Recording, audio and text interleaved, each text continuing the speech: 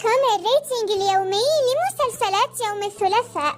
فقبل رأس السنة بيوم واحد لم يتم تأجيل ولا مسلسل، وعرضت مسلسلات ليلة أمس كلها، حيث تربع مسلسل الحسد على عرش المركز الأول، وذلك بعد أن نالت حلقته الجديدة 16 على نسبة مشاهدة 5.41. وكما نرى الارتفاع الرائع الذي شهدته الحلقة في جميع الفئات، فقد وصلت النسبة في فئة ABC 1 إلى 6 لأول مرة منذ بدايته، لذا فهو يستحق الصدارة وبكل جدارة.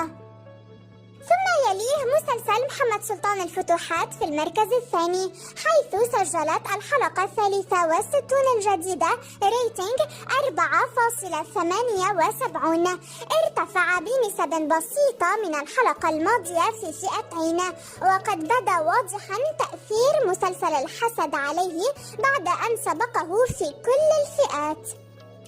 وأخيرا يأتي مسلسل مثل الحلم في المركز الثالث، والحلقة الجديدة الخامسة حصلت على نسبة مشاهدة 3.90، انخفضت كثيرا في فئة ABC 1 فقط، بينما في البقية فلم تختلف النسب عن حلقة الأسبوع الماضي.